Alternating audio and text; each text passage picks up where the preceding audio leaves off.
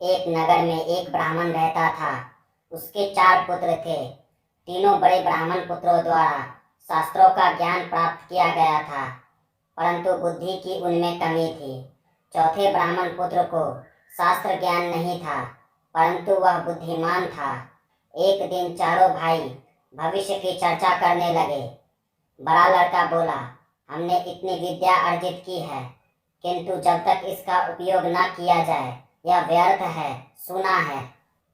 हमारे राज्य के राजा विद्वानों का बड़ा सम्मान करते हैं, क्यों न हम राज दरबार जाकर उन्हें अपने ज्ञान से प्रभावित करें।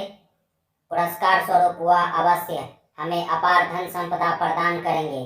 सभी भाइयों को यह बात उचित प्रतीत हुई। अगले ही दिन वे राजा से मिलने चल पड़े।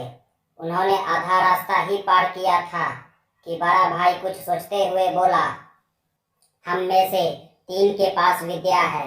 हम राजा के पास जाकर उनसे धन अर्जित करने के पात्र हैं, किंतु सबसे छोटा बुद्धिमान तो है, पर उसके पास विद्या नहीं है।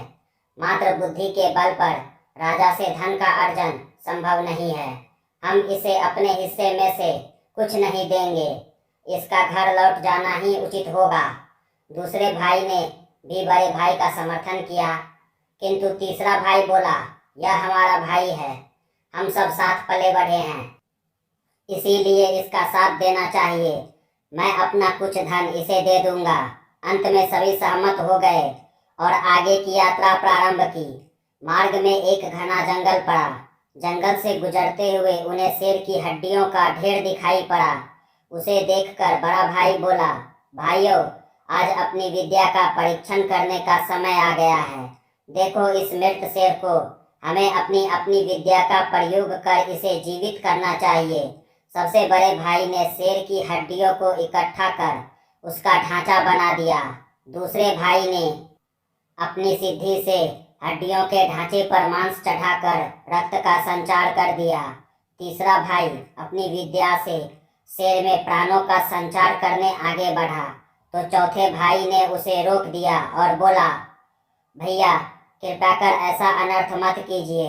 यदि यह शेर जीवित हुआ तो हम सबके प्राण हर लेगा।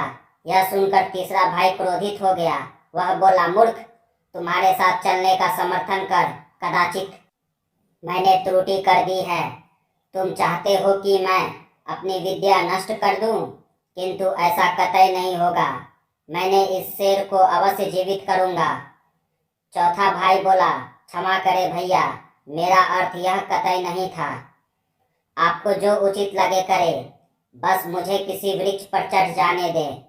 यह कहकर वह एक ऊंचे वृक्ष पर चढ़ गया। तीसरे भाई ने अपने विद्या से शेर को जीवित कर दिया, परंतु जैसे ही शेर जीवित हुआ उसने तीनों भाइयों पर आक्रमण कर उन्हें मार डाला।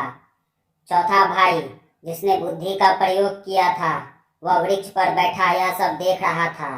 वह वृक्ष से तब तक नहीं उतरा जब तक शेर चला नहीं गया।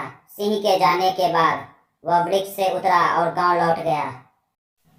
मुझे पता है आप चैनल को लाइक भी नहीं करोगे और सब्सक्राइब भी नहीं करोगे। हे बागेश्वर बाबा, यदि मेरे सब्सक्राइबर में किसी को पैसे की प्रॉब्लम है या हेल्थ की समस्या है तो उसे ठीक कर देना। Please like and subscribe.